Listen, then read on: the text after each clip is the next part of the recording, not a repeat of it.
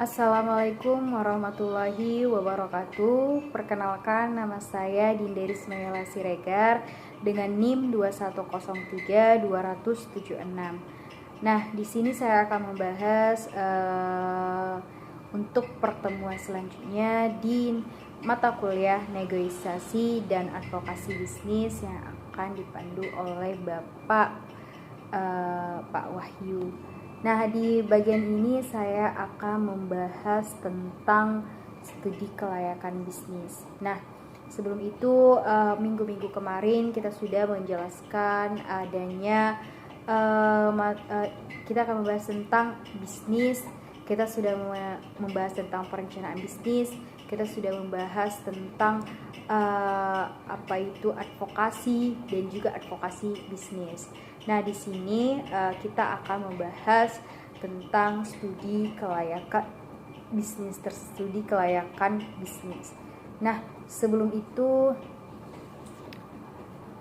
itu kita akan ketahui dulu apa sih itu dari studi kelayakan bisnis tersebut. Nah, sebenarnya studi kelayakan bisnis ini bukanlah hal yang jarang ataupun bukan hal yang asing lagi untuk kita dengar, karena ini sudah sering kita dengar di jurusan agribisnis. Nah, untuk studi kelayakan bisnis adalah sebuah proses yang sistematis untuk menilai apakah suatu ide bisnis atau proyek memiliki kemungkinan untuk berhasil dan layak untuk dijalankan. Nah, proses ini tuh melibatkan analisis mendalam dari berbagai aspek yang terkait dengan bisnis tersebut, seperti ada pasar, ada teknis, ada keuangan, ada hukum, ada operasional, ada risiko, serta dampak sosial dan juga lingkungan.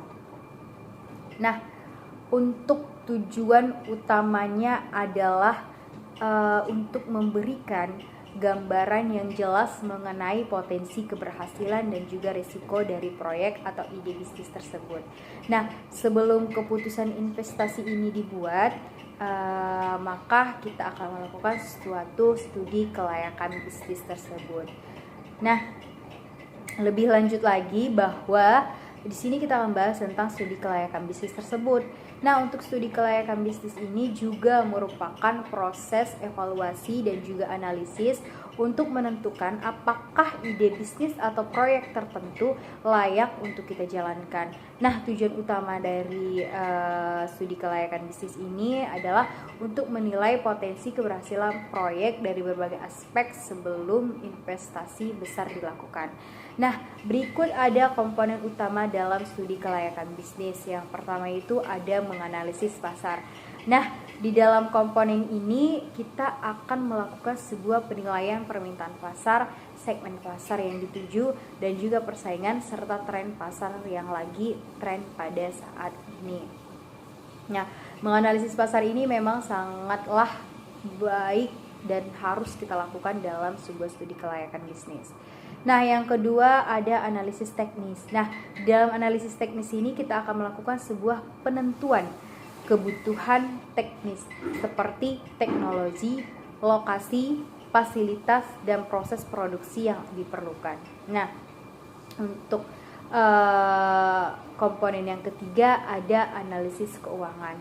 Nah, di dalam analisis keuangan ini kita akan menghitung biaya awal, proyeksi pendapatan, analisis aliran kas, dan juga perhitungan probabilitas seperti break even point atau titik impas, atau ROI atau return of investment, dan juga NPM atau net present value. Nah, di situ kita akan membahas bahwa di situ kita akan melihat berapa studi kelayakan yang cocok untuk usaha tersebut, karena memang BEP, ROI, dan juga NPP ini itu sangatlah berguna untuk kita melihat apakah layak usaha ini untuk dijalankan ataupun tidak. Nah, untuk komponen yang keempat ada analisis hukum dan peraturan. Dan di sini itu kita akan melakukan atau memastikan proyek mematuhi semua peraturan dan juga undang-undang yang berlaku, termasuk perizinan dan juga regulasi lingkungan.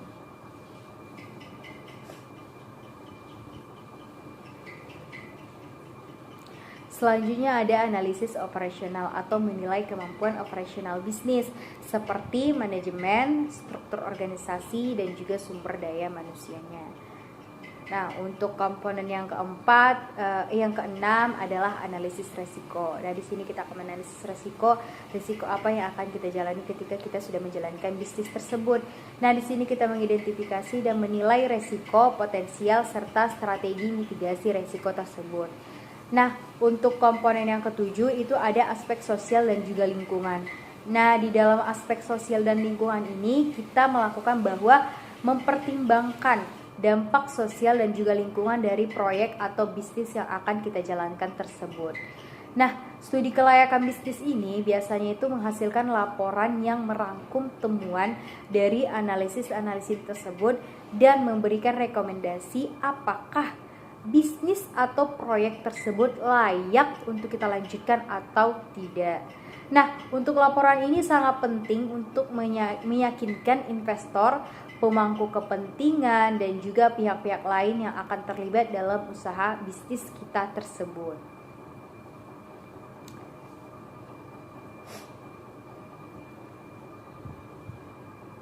Nah, tadi kita sudah membahas tentang pengertian dari studi kelayakan bisnis, komponen-komponen yang akan kita lakukan sebelum kita melakukan studi kelayakan bisnis, dan manfaat serta tujuan-tujuan yang dapat kita dapatkan ketika kita melakukan studi kelayakan pada bisnis tersebut. Nah, di sini kita akan bahas lebih rinci lagi tentang tujuan dari studi kelayakan bisnis tersebut. Nah, adapun tujuan dari studi kelayakan bisnis tersebut adalah untuk memberikan analisis yang komprehensif dan mendalam mengenai potensi keberhasilan suatu ide bisnis atau proyek sebelum keputusan besar untuk menjalankan investasi dilakukan. Nah, berikut ini saya akan menjelaskan tujuan utama dari studi kelayakan bisnis secara lebih rinci. Apa tujuannya? Apa yang harus kita tujuan dalam melakukan sebuah studi kelayakan bisnis ini? Karena bagaimanapun kita melakukan sesuatu kegiatan untuk memiliki tujuan. Dan apa tujuan tersebut? Nah, ini ada tujuan utamanya. Yang pertama itu adalah evaluasi potensi pasar. Nah, kenapa evaluasi potensi pasar? Karena kita dapat menilai ukuran pasar, potensi pertumbuhan, perilaku konsumen, dan juga segmen pasar yang bisa dituju. Nah, hal ini tuh dapat membantu dalam memahami apakah ada cukup permintaan untuk produk atau layanan yang akan kita tawarkan. Nah, yang kedua berupa analisis teknis dan kelayakan teknologi. Nah, di dalam analisis teknis dan kelayakan teknologi ini, itu kita dapat memastikan bahwa teknologi yang diperlukan untuk menjalankan bisnis atau proyek tersedia dan dapat diimplementasikan secara efektif. Nah, ini tuh mencakup penilaian terhadap infrastruktur yang akan kita butuhkan, seperti proses produksi serta kemungkinan adopsi teknologi baru.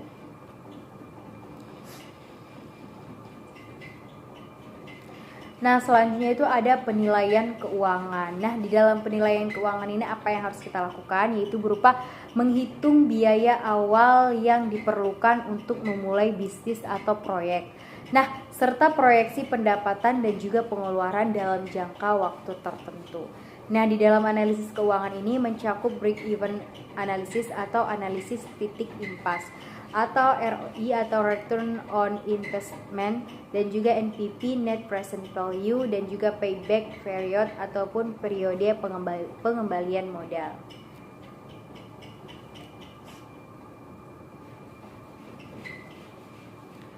Untuk tujuan yang keempat adalah kesesuaian hukum dan peraturan. Nah, dalam kesesuaian hukum dan peraturan ini kita dapat memastikan bahwa bisnis atau proyek beroperasi sesuai dengan peraturan yang berlaku, termasuk perizinan, regulasi lingkungan, persyaratan hukum lainnya, dan ini tuh sangatlah penting untuk menghindari masalah hukum di masa depan yang akan mempengaruhi operasional bisnis kita tersebut.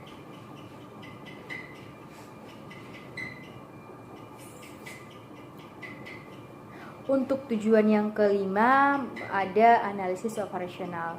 Nah, analisis operasional ini kita akan dapat menilai kemampuan operasional bisnis termasuk manajemen, struktur organisasi, sumber daya manusianya, dan juga proses operasionalnya. Nah, ini tuh dapat membantu dalam memastikan bahwa bisnis itu dapat berjalan efisien dan efektif dalam jangka panjang.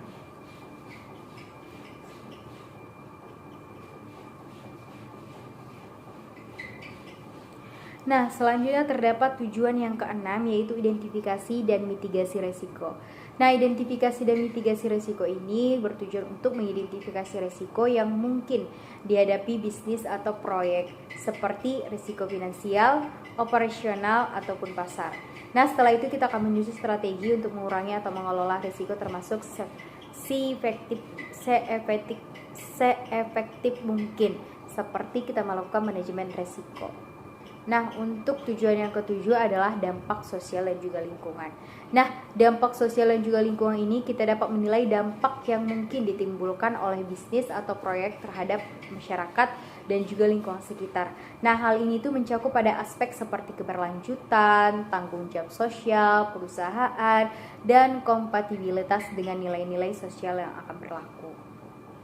Nah, dengan melakukan studi kelayakan bisnis secara menyeluruh, para pengambil keputusan itu akan dapat memiliki informasi yang akan dibutuhkan untuk membuat keputusan yang informasional dan berbasis data.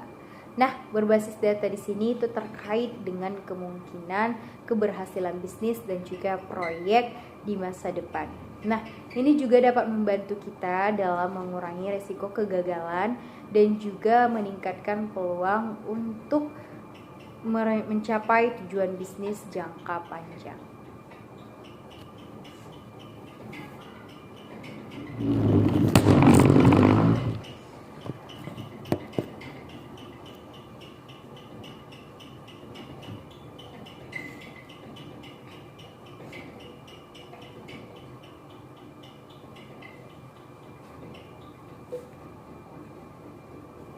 Nah, selanjutnya itu ada studi kelayakan bisnis memiliki manfaat yang signifikan dalam membantu para pemangku kepentingan untuk membuat keputusan yang tepat sebelum memulai sebuah bisnis atau proyek baru. Nah, di sini saya akan menjelaskan mengenai manfaat dari studi kelayakan bisnis tersebut. Tadi kita membahas tentang tujuan, langkah-langkah, komponen, dan juga di sini kita akan membahas tentang manfaat dari studi kelayakan bisnis tersebut. Nah, untuk manfaat dari studi kelayakan bisnis ini yang akan kita bahas yaitu bagaimana kita cara membuat keputusan itu sebelum memulai sebuah bisnis atau proyek baru. Dan pemanfaat ini mengenai pemanfaat dari studi kelayakan bisnis, maka kita akan dapat memutuskan suatu keputusan tersebut. Yang pertama, manfaatnya itu adalah penilaian terhadap keberhasilan potensial. Nah, studi kelayakan bisnis membantu dalam mengevaluasi potensi keberhasilan suatu ide bisnis atau proyek sebelum mengalokasikan sumber daya yang besar dengan melakukan analisis pasar yang mendalam, perhitungan keuangan, dan juga penilaian risiko. Para pemangku kepentingan dapat memperkirakan apakah proyek tersebut layak atau tidak untuk dilanjutkan.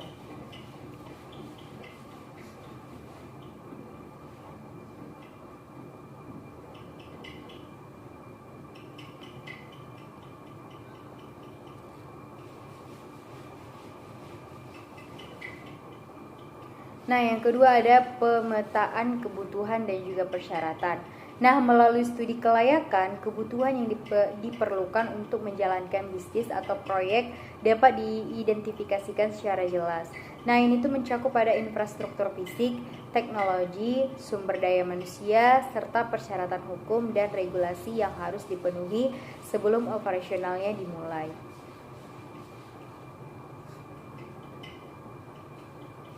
Nah, untuk manfaat yang ketiga itu ada tentang pengambilan keputusan yang terinformasi.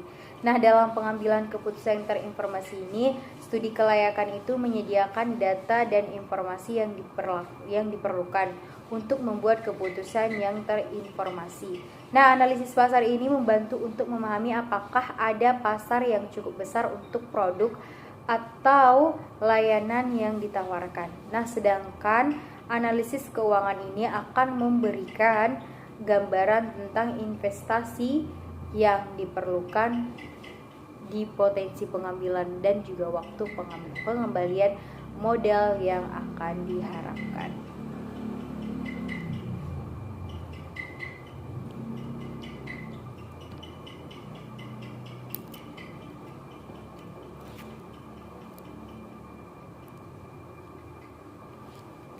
Nah, selanjutnya manfaat yang keempat adalah pengurangan resiko.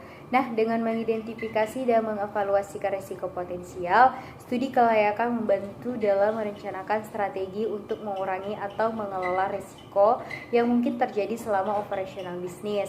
Nah, ini tuh bisa termasuk resiko finansial, operasional, teknis, atau bahkan resiko reputasi.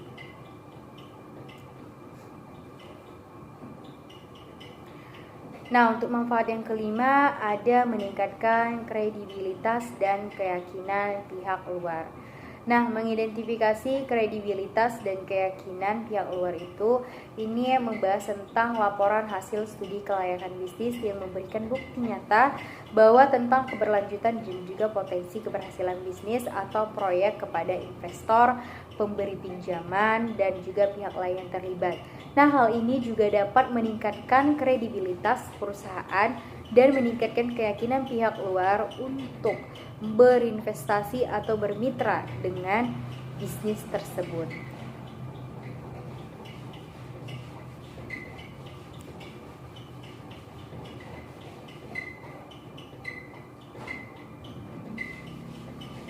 Nah, untuk manfaat yang keenam ada pengolahan sumber daya secara efisien.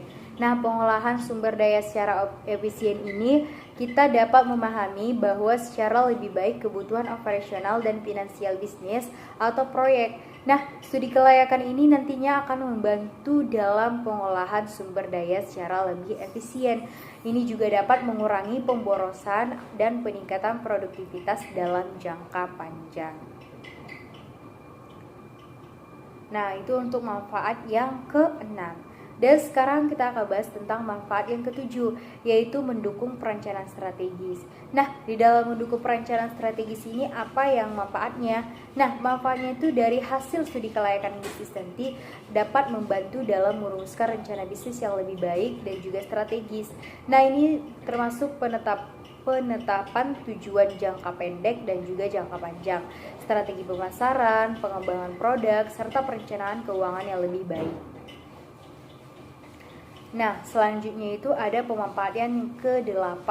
Nah, pemanfaatan yang ke-8 itu berupa mengurangi potensi kegagalan bisnis. Nah, mengurangi potensi kegagalan bisnis yang dimaksud di sini adalah dengan melakukan evaluasi menyeluruh sebelum memulai bisnis dan atau proyek.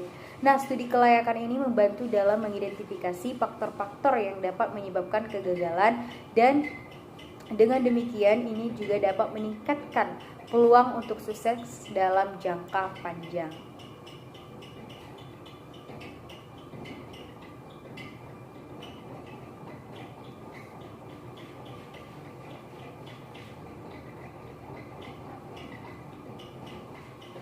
Nah, dengan demikian, studi kelayakan bisnis ini bukan hanya sekedar proses formalitas saja, tetapi merupakan alat penting yang akan membantu dalam memastikan bahwa keputusan bisnis yang diambil didasarkan pada data yang akurat, analisis yang mendalam. Nah, ini tuh memberikan dasar yang kuat untuk memulai dan mengelola bisnis atau proyek dengan efektif dan juga efisien.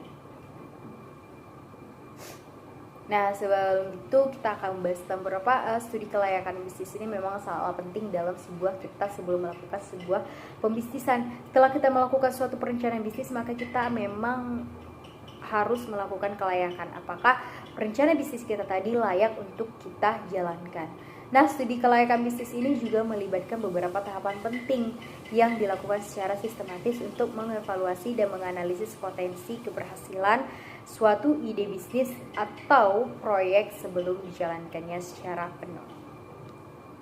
Nah, nanti kita akan membahas dan sekarang kita akan membahas tentang mengenai tahapan-tahapan dalam studi kelayakan bisnis tersebut. Nah, untuk penjelasannya mengenai tahapan-tahapan ini, karena tahapan ini memang digunakan penting untuk mengevaluasi dan juga menganalisis potensi keberhasilan suatu ide bisnis atau proyek sebelum dijalankannya secara penuh. Nah, untuk mengenai tahap-tahapannya dalam studi kelayakan bisnis ini, di sini saya akan membahas ada beberapa bagian-bagian. Yang pertama itu berupa identifikasi masalah atau kesempatan. Nah, di dalam identifikasi masalah dan juga kesempatan ini, pada tahap pertama dalam studi kelayakan bisnis adalah kita itu dapat mengidentifikasikan masalah yang ingin kita selesaikan atau peluang yang ingin kita manfaatkan.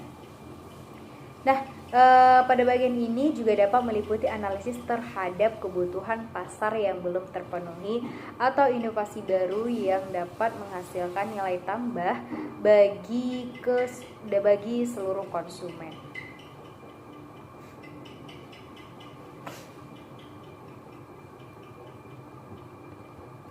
Nah, untuk yang kedua itu ada studi pendahuluan. Nah, di dalam studi pendahuluan ini kita akan melakukannya untuk mendapatkan gambaran awal ide bisnis atau proyek yang akan dievaluasi. Nah, pada tahap ini juga kita akan melakukan pengumpulan informasi awal seperti studi literatur, wawancara dengan pakar industri, dan juga pengamatan pasar untuk memahami konteks bisnis yang akan atau yang lebih baik.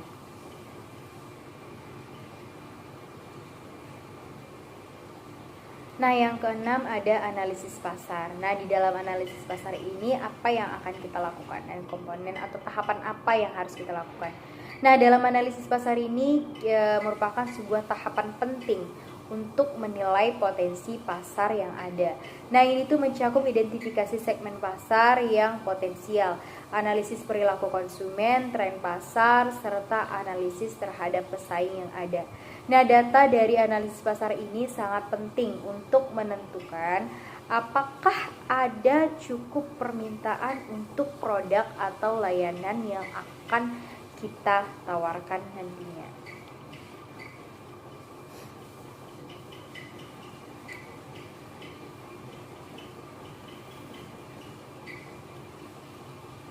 Nah, untuk yang tahapan keempat adalah analisis teknis. Nah, dalam analisis teknis ini kita berfokus pada aspek-aspek teknis yang dibutuhkan untuk menjalankan bisnis atau proyek. Nah, ini tuh mencakup evaluasi terhadap teknologi yang akan digunakan. Nah, infrastruktur fisik yang diperlukan, proses produksi, serta kemampuan untuk memenuhi kebutuhan atau memenuhi spesifikasi teknik yang akan diperlukan.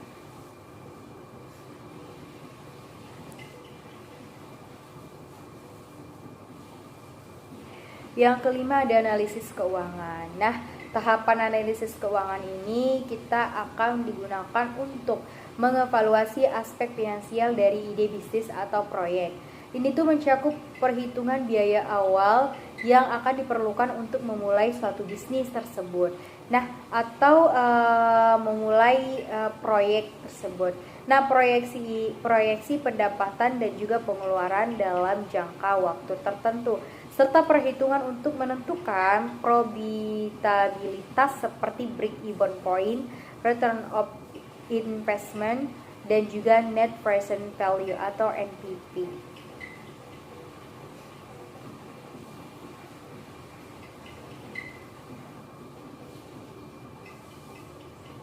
Nah, untuk tahapan keenam ada analisis hukum dan juga regulasi.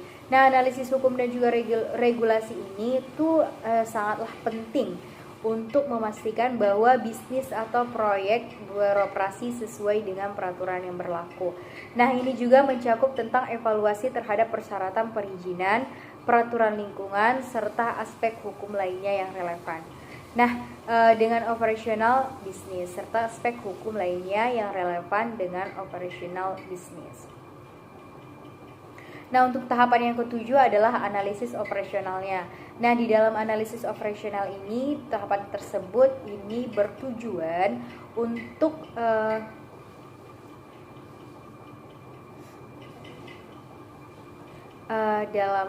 dalam analisis operasional ini bertujuan untuk mengevaluasi kemampuan operasional bisnis atau proyek secara keseluruhan.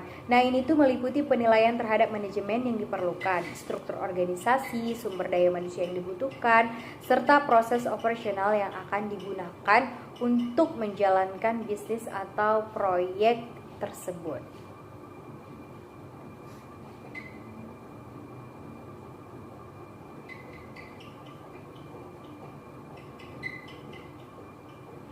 Nah, untuk tahapan ke-8 ada analisis resiko.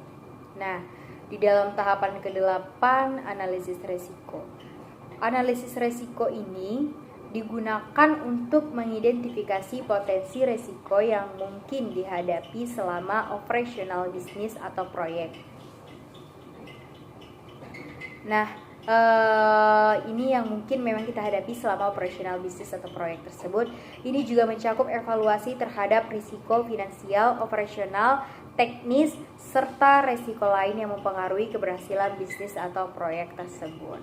Nah, untuk tahapan ke-9 berupa penyusunan laporan kelayakan. Nah, dalam penyusunan laporan kelayakan ini, pada tahapan ini semua tahapan analisis dilakukan dengan langkah terakhir adalah penyusunan laporan kelayakan bisnis tersebut. Nah, di laporan ini juga berisi ringkasan dari semua temuan dan analisis yang dilakukan dalam studi kelayakan. Termasuklah di dalamnya adalah rekomendasi apakah bisnis atau proyek ini layak untuk dilanjutkan atau tidak. Nah, ini juga berdasarkan pada data dan juga informasi yang telah kita kumpulkan sebelumnya.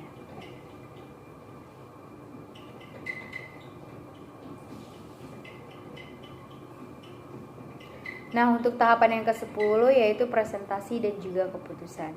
Nah, di dalam tahapan ke-10 presentasi dan juga keputusan ini, di sini kita akan melakukan sebuah laporan kelayakan bisnis. Nah, biasanya itu kita presentasikan kepada pemangku kepentingan seperti investor, manajemen perusahaan, atau pihak lain yang terlibat dalam pengambil keputusan. Nah,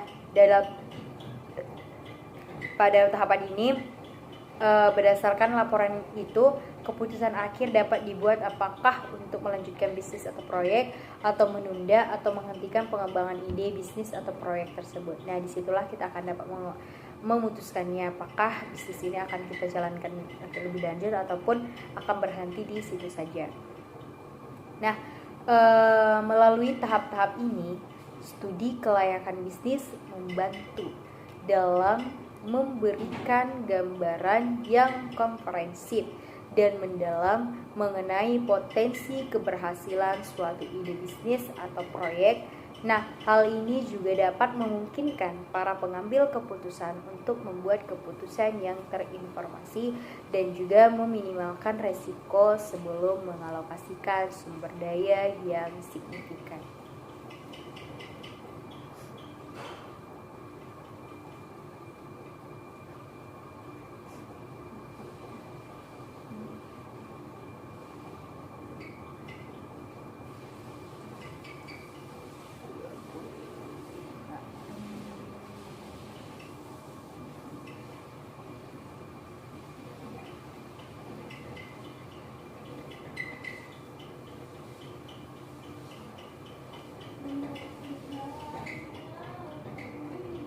Nah, selanjutnya itu adalah studi kelayakan bisnis yang melibatkan evaluasi menyeluruh terhadap berbagai aspek yang relevan untuk menilai kemungkinan keberhasilan dan juga layakan suatu ide bisnis ataupun proyek sebelum dilaksanakannya secara penuh. Nah, aspek-aspek utama yang akan dievaluasikan dalam studi kelayakan bisnis tersebut. Nah, kenapa sih kita akan membahas tentang aspek-aspek utama ini? Karena memang di evaluasi ini, studi kelayakan ini akan dapat membantu kita untuk menilai kemungkinan keberhasilan dan juga layaknya suatu ide bisnis atau proyek sebelum melaksanakannya secara penuh. Nah, dalam aspek-aspek utama yang akan dievaluasikan dalam studi kelayakan bisnis ini juga mencakup pada yang pertama ada analisis pasar. Nah, di dalam analisis pasar ini adalah kita akan melakukan salah satunya itu aspek kunci dalam studi kelayakan bisnis. Nah, yang dalam analisis pasar ini bertujuan dari analisis ini adalah memahami pasar yang akan dilayani oleh bisnis atau proyek tersebut. Nah, aspek-aspek yang akan dievaluasi itu meliputi yang pertama adalah ukuran pasar. Nah, ukuran pasar ini dapat menentukan ukuran pasar yang potensial untuk produk atau layanan yang akan ditawarkan. Nah, ini termasuk menilai total penjualan potensial dalam wilayah geografis tertentu atau pasar global jika ini berlaku.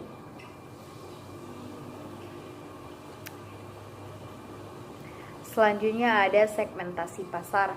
Nah, mengidentifikasi segmentasi pasar yang spesifik dan yang akan menjadi target bisnis atau proyek. Nah, segmentasi ini dapat berdasarkan faktor demografis. Nah, kenapa saya katakan termasuk pada faktor demografis? Karena ini didasarkan pada segmentasi tersebut, yaitu faktor demografis, geografis, psikografis, dan atau juga perilaku konsumen.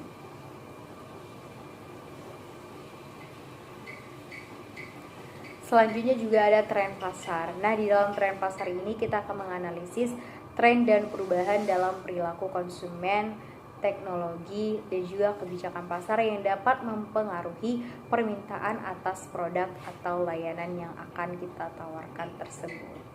Nah, selanjutnya juga ada analisis persaingannya. Nah, di dalam analisis persaingan ini kita akan dapat menilai kompetisi yang ada di pasar, termasuk berpersaing langsung dan tidak langsung, serta strategi yang mereka gunakan. Nah, ini juga dapat membantu kita dalam merumuskan strategi pemasaran dan juga posisi unik yang akan membedakan bisnis atau proyek dari pesaing, atau dapat membedakan bisnis kita dengan bisnis orang lain. Nah, untuk aspek yang kedua adalah analisis teknis. Nah, dalam analisis teknis ini kita juga akan membahas aspek-aspek teknis yang diberlakukan untuk menjalankan bisnis atau proyek. Nah, ini juga akan meliputi berbagai liputan, seperti yang pertama itu ada teknologi yang akan dibutuhkan. Nah, aspek ini adalah evaluasi terhadap teknologi yang diperlukan untuk memproduksi atau mengirimkan produk dan juga layanannya. Nah, hal ini juga termasuk pada perangkat keras, perangkat lunak, dan juga sistem informasi yang akan diperlukan dalam bisnis tersebut.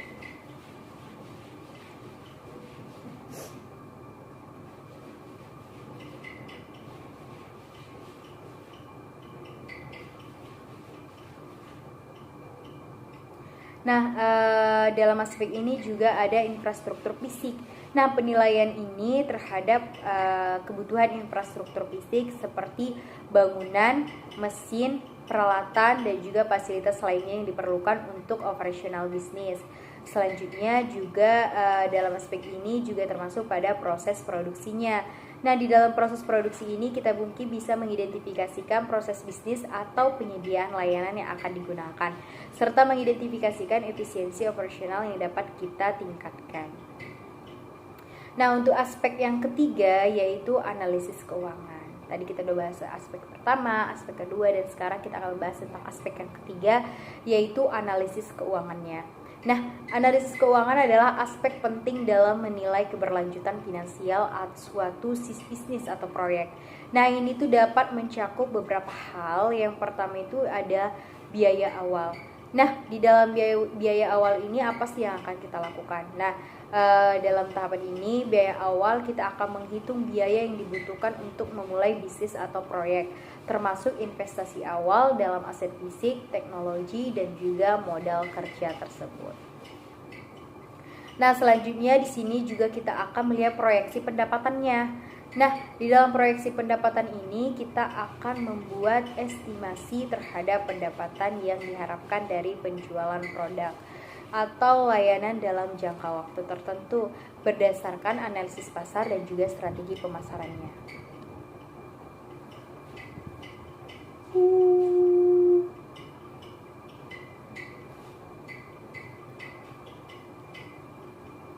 Nah, selanjutnya juga kita akan melihat analisis aliran kasnya.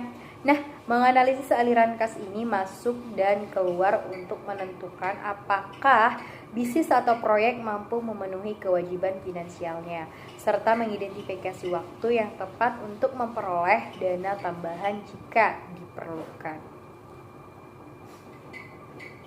Nah, selanjutnya juga ada profitabilitas atau menghitung tingkat pengembalian yang diharapkan seperti return of investment atau ROI. Dan juga kita juga akan bisa membahas tentang net present value atau NPV, serta ada break even point atau titik impas. Nah, untuk menentukan apakah bisnis atau proyek menghasilkan keuntungan yang memadai, dia menghasilkan keuntungan atau tidak. Nah, disinilah kita akan menentukannya. Nah, untuk aspek yang keempat yaitu analisis hukum dan juga regulasi. Nah, dalam aspek ini analisis hukum dan juga regulasi adalah ini bertujuan untuk memastikan bahwa bisnis atau proyek beroperasi sesuai dengan hukum yang peraturan berlaku. Nah, aspek-aspek ini dievaluasikan meliputi berbagai hal seperti perizinan dan izin usaha.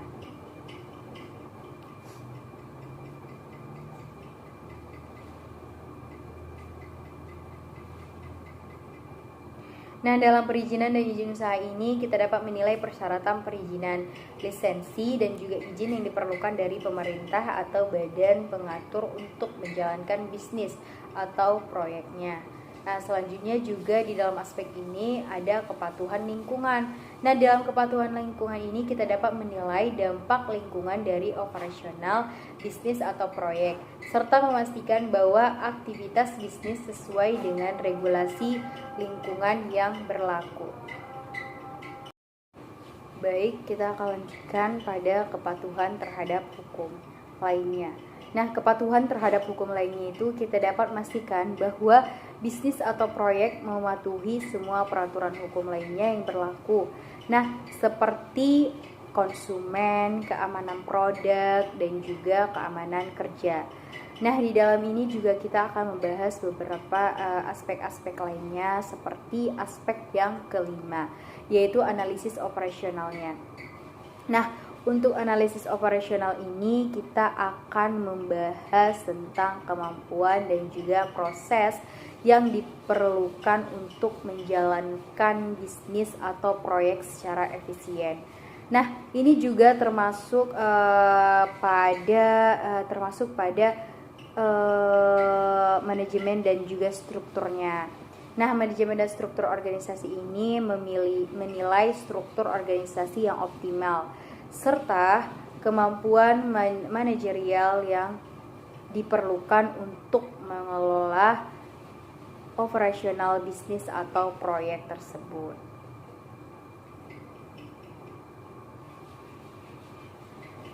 Nah, selanjutnya dalam aspek ini juga kita akan membahas tentang sumber daya manusianya.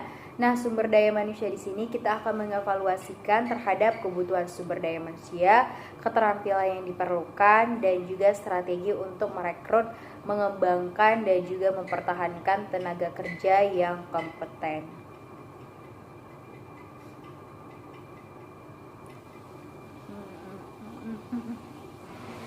Nah, selanjutnya itu ada proses operasionalnya. Nah, di dalam proses operasional ini kita akan mendefinisikan bahwa prosedur dan juga proses operasional ini yang akan diimplementasikan untuk mencapai efisiensi dan juga kualitas dalam produksi atau penyediaan layanan. Nah, untuk aspek yang keenam merupakan analisis resiko. Nah, aspek yang keenam ini analisis resiko, yaitu kita dapat menganalisis resiko yang bertujuan untuk mengidentifikasikan potensi resiko yang mungkin dihadapi bisnis atau proyek, serta strategi untuk mengurangi atau mengelola risiko tersebut. Nah, aspek-aspek ini dievaluasikan dengan meliputi berbagai hal. Nah, dalam aspek ini dievaluasikan meliputi yang pertama itu ada risiko finansialnya. Nah, dalam risiko finansial ini kita akan mengevaluasikan terhadap kemungkinan fluktuasi biaya atau pendapatan yang dapat mempengaruhi profitabilitas bisnis atau proyek. Nah, dalam ini juga kita akan bahas beberapa macam tentang risiko operasionalnya. Nah, di dalam risiko operasional ini kita juga akan menilai terhadap risiko terkait dengan operasional bisnis tersebut. Nah, termasuklah kepada kegagalan sistem, gangguan produksi, atau bahkan masalah kualitas produk tersebut. Nah, ada juga meliputi pada risiko pasarnya. Nah, dalam risiko pasar ini kita akan mengevaluasikan terhadap perubahan dalam permintaan pasar atau perubahan dalam persaingan yang dapat mempengaruhi kinerja bisnis atau proyek tersebut. Nah, dalam evaluasi tersebut kita akan merupakan perubahan permintaan pasar atau perubahan dalam persaingan yang dapat mempengaruhi kinerja bisnis atau proyek. Nah, selanjutnya evaluasi terhadap resiko, hukum, dan kepatuhan. Nah, melalui atau menilai potensi resiko, hukum, atau masalah kepatuhan yang dapat timbul dari operasional bisnis atau proyek itu sendiri. Nah, selanjutnya itu kita akan membahas pada aspek sosial dan juga lingkungannya. Nah, untuk aspek sosial dan juga lingkungan, di sini aspek sosial dan lingkungan ini mencakup pada evaluasi dampak sosial dan juga lingkungan dari bisnis atau proyek ini. Itu termasuk pada beberapa yang meliputi seperti pada tanggung jawab sosial perusahaan. Nah, di dalam tanggung jawab sosial perusahaan ini kita akan bahas pada menilai dampak positif dan juga negatif dari bisnis atau proyek terhadap masyarakat dan juga lingkungan sekitarnya. Nah, dalam kepatuhan lingkungan ini juga termasuk bahwa memastikan bahwa operasional bisnis atau proyek mematuhi regulasi lingkungan yang berlaku. Nah, serta mengidentifikasi juga upaya untuk meminimalkan dampak lingkungannya.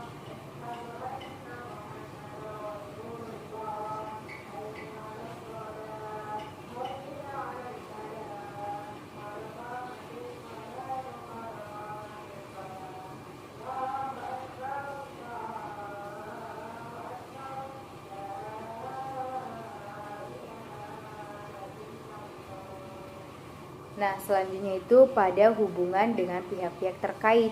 Nah, di sini kita dapat berkomunikasi dengan masyarakat lokal, pemangku kepentingan, dan juga organisasi non-pemerintahan untuk memahami bahwa kepentingan mereka itu terkait dengan bisnis ataupun proyeknya.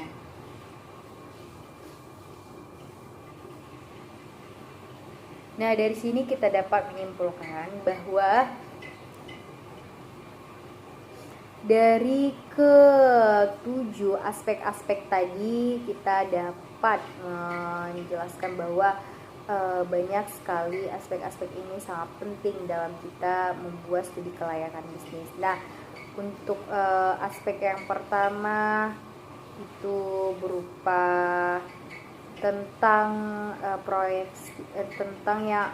aspek yang pertama itu adalah analisis pasar. Nah, untuk aspek yang kedua itu ada analisis teknis, untuk aspek yang ketiga ada analisis keuangan, untuk aspek yang keempat terdapat analisis operasional, dan juga untuk kelima ada analisis hukum dan regulasi, dan untuk yang keenam juga ada aspek analisis resiko, dan untuk yang terakhir ketujuh itu ada analisis aspek sosial dan juga lingkungan. Nah, dari sini kita dapat menyimpulkan bahwa dari aspek-aspek tersebut tadi, studi kelayakan bisnis ini merupakan proses yang komprehensif dan juga sistematis untuk mengevaluasi semua aspek yang relevan sebelum memulai sebuah bisnis atau proyek. Melalui evaluasi mendalam terhadap analisis pasar, teknis, keuangan, hukum, operasional, resiko, serta aspek sosial dan juga lingkungan. Nah, Untuk studi kelayakan bisnis ini juga dapat membantu para pemangku kepentingan untuk membuat keputusan yang terinformasi dan juga meminimalkan resiko dalam mengembangkan ide. Nah, di sini kita dapat membuat keputusan yang terinformasi dan juga meminimalkan resiko dalam pengembangan ide, bisnis atau proyek baru. Nah, mungkin ini adalah pembahasan tentang studi kelayakan bisnis. Di sini kita akan banyak sekali tadi menjelaskan tentang pengertian dari kelayakan bisnis, manfaat kelayakan bisnis, tujuan kelayakan bisnis, aspek-aspek dalam kelayakan bisnis, tahapan-tahapan kelayakan bisnis, komponen-komponen dalam kelayakan bisnis. Nah, di dalam kelayakan bisnis ini itu masuk pada apakah kita layak untuk menjalankan bisnis ini ataupun tidak. Nah, di sini kita akan melihat nanti break-even point, kita akan melihat tentang titik impas dan lain sebagainya. Nah, mungkin sekian yang dapat saya sampaikan atau yang saya bahas tentang studi kelayakan bisnis. Kurang lebihnya saya mohon maaf karena saya masih tahu pembelajaran. Mungkin sekian dari saya. Saya Dinda Ismaila Siregar dengan NIM 2103 276. Pamit undur diri. Wassalamualaikum warahmatullahi wabarakatuh.